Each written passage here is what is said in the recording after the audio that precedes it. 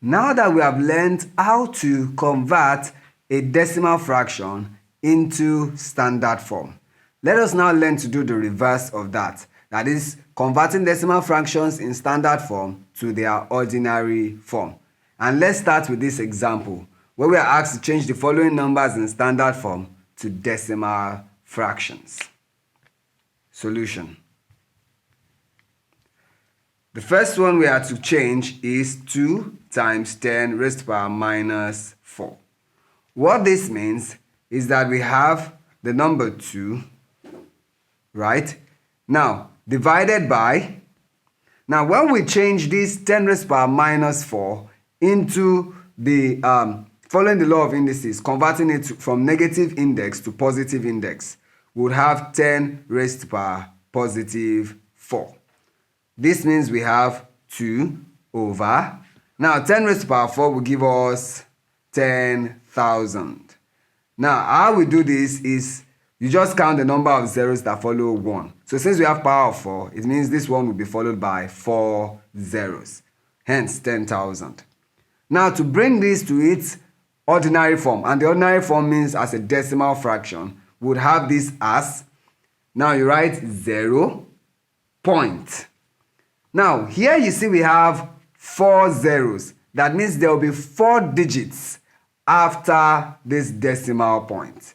And since we only have 2 here, it means we'll have 3 digits before this number, which is 2. So we'll have 0, 0, 0, and then 2. Once again, after the decimal point, you would have 4 digits.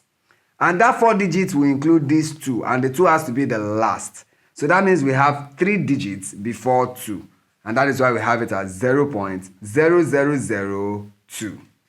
Now let's do for B, where we have 7 times 10 raised to the power minus 5.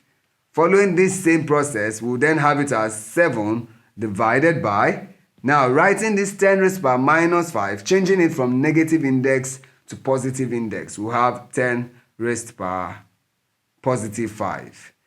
And that means we have 7 over, now 1 followed by 5 zeros. So 1, 2, 3, 4, 5. And there we have it, 100,000.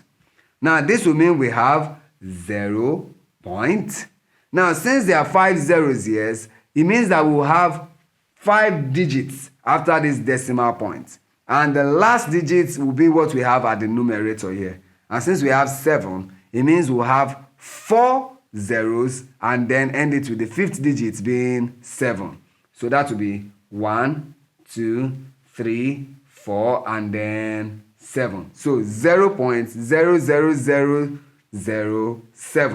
0.00007. And this is how we change numbers from the standard form into the decimal fraction. Thank you.